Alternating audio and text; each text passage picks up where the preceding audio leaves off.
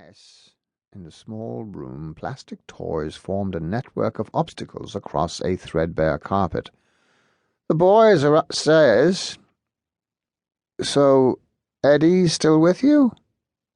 "That's right. He came round yesterday afternoon. He has been here with my Jack ever since."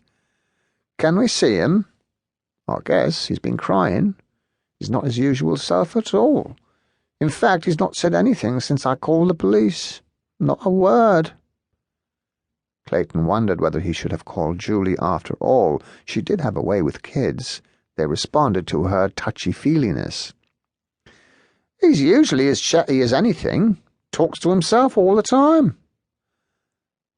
"And what made you worried about Emma Dawson?"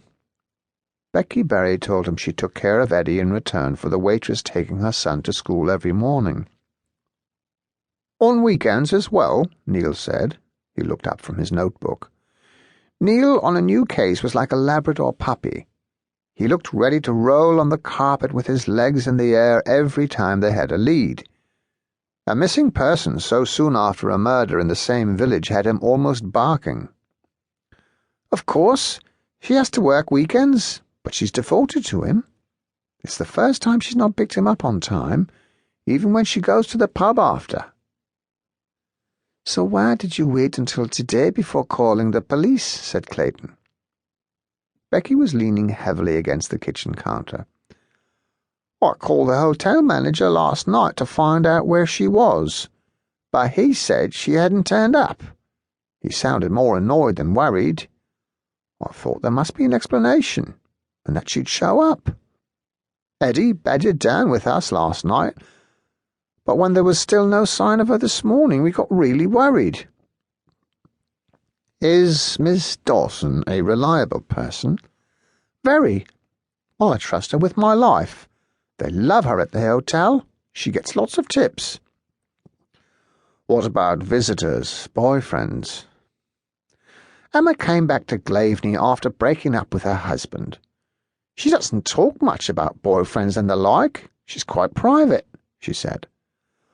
"I sometimes see the husband come to pick up Eddie." She paused.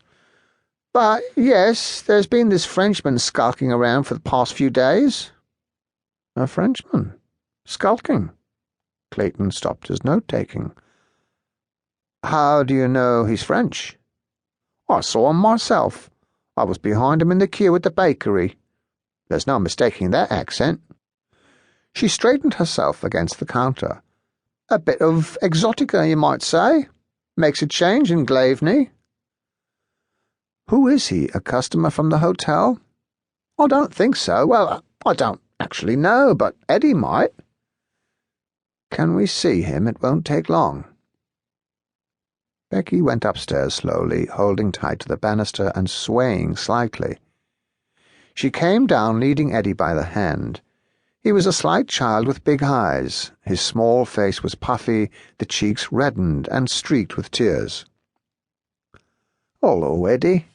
We're going to find your mummy, don't you worry about that," said Clayton, patting him on the shoulder.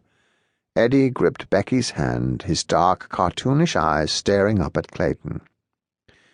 "Did you see her with anyone yesterday?" The boy looked up at Becky as though for approval.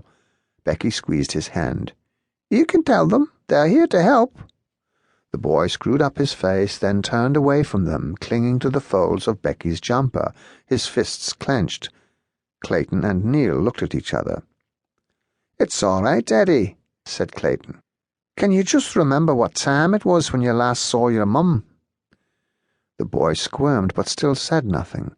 He put his thumb in his mouth and sucked in his cheeks. "Just try to remember," Clayton said gently.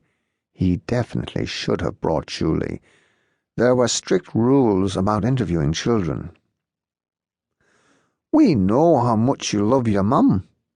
Were you out with her yesterday? Maybe walking on the marsh?" "How about Friday?" Neil said. "Did you go out trick-or-treating?" Becky answered. "Yes, they did, but they only went down our street. Eddie had a flashing lightsaber and a cloak. It was great, wasn't it? They were both tucked up in bed by 9. Well,